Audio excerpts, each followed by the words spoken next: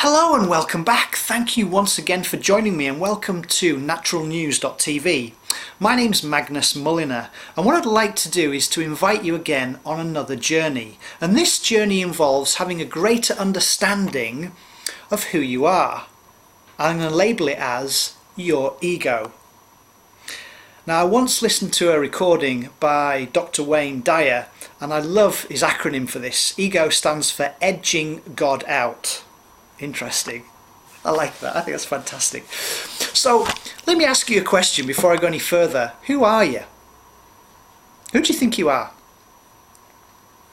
Now, mostly people will go, three things will determine who they are. Firstly, they will think who they are by what they possess.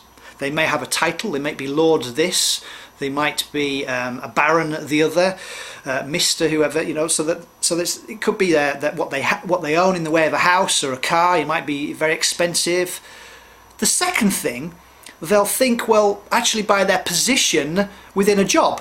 I mean, you could even label yourself as perhaps a housewife or a house husband or a bank manager or a CEO of a company. I beg to differ. All those things are not truly who you are. They're just labels, and in any one moment you might say, well, that's the job that I do. I get that, but that's not who you are. And the third thing, you'll think who you are by what your parents told you.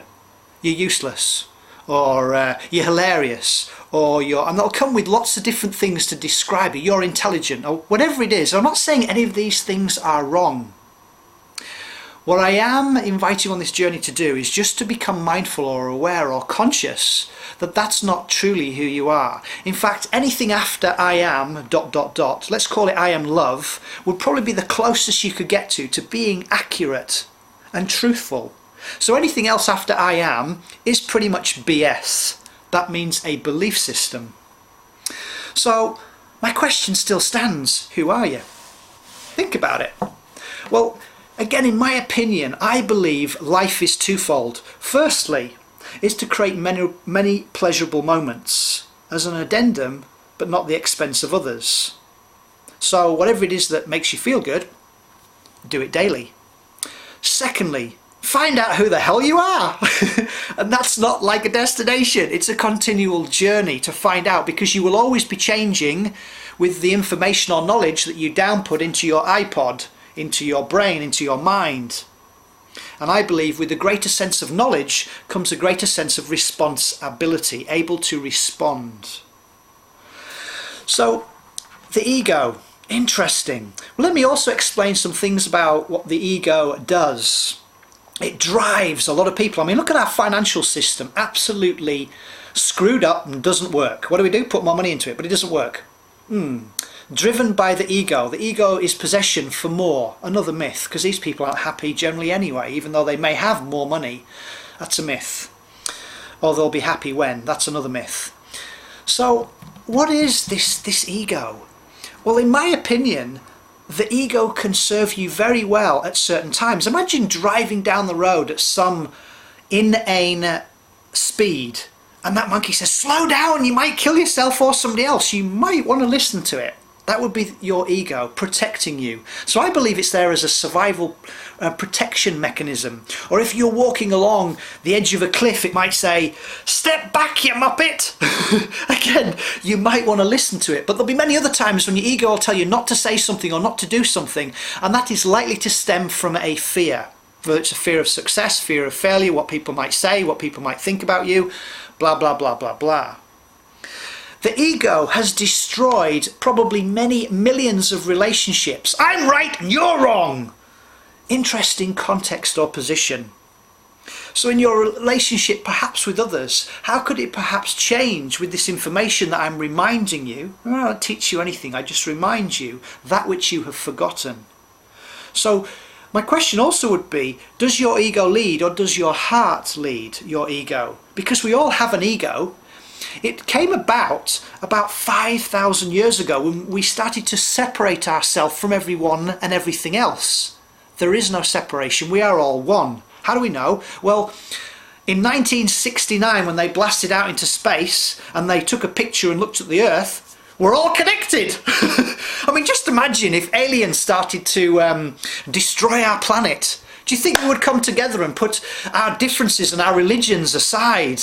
Because once you label yourself with something, like often people say, well, who are you? And as a joke I might say, I'm a Jedi Knight. And all of a sudden, all those Siths out there suddenly want to attack and kill me.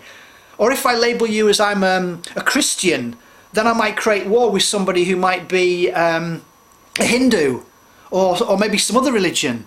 So it's just a label, that's not who you are. But once we carry those labels around with us, we may well upset other people because they have been conditioned differently. Just become mindful, because it's not who you truly are. We are all connected, but the ego started to separate us from our brothers and sisters, from our family and so on. And then look at our disease management system. All those things, again, I believe, stem from the identification of ego. That's mine. Possession is obviously an aspect of that. An interesting one actually, Stuart Wilde, I call him Stewie Wilde, wrote a book. I think it's called Infinite Self. And it's many years ago and I read it. And it was kind of interesting because he likened this to just imagine that everything that you own is actually a God force or owned by God. Now, if you don't believe in God, that's fine. Call it the Great One. Label it as something else if you want. But we have created in this world a transaction process where you pay for things. So like, I've paid for this t-shirt. So if somebody stole this from me, I would get upset because my ego has been triggered here, saying, well, hold a minute, that's not right. Well, I'm fighting reality, that's certainly causing stress. But if you think about it, although I may have paid for it, somebody else is borrowing this. I mean, I borrowed it, I know I had to pay for it, but now somebody else is borrowing it. And that's an interesting way of looking at it. I'm not saying we should go around stealing things and just say, well, I'm just borrowing it. That's not what I'm saying. But it's an interesting way of looking at it. And just one aspect of his book, I do remember that bit where he said, if everything's a God force or owned by God, and we just borrow from God, but we've set up this financial system where we pay for things that we borrow from the God force. And that just interesting, isn't it? Because then when things do go and arrive in your life, because everything has a shelf life, people and things all have a shelf life, they come and they go, you won't feel maybe as attached to them. I mean, you even know perhaps some Buddhists that just own a cloth and some beads and that's about it, but they're happy beings. Well, at least the ones that I've met are. So, I know there's a lot in this recording, but it's interesting, the ego, edging God out. Who do you think you are? Who are you? I'm often asking myself that question and it's always changing. But the closest I could get to is I am love. So I'll leave that question with you. Who are you? It's a journey, never a destination. And while you're on that journey, have fun. Enjoy yourself, because I believe we're also here on this planet, however we got here. Some say we're aliens. To enjoy ourselves as an addendum, not at the expense of others, but working together as a community, calm unity. Calm unity. I like that. So, who are you? Interesting. Just become the observer of your ego, that chattering monkey telling you who you think you are. My love to you all. Create a great day, and bye for now.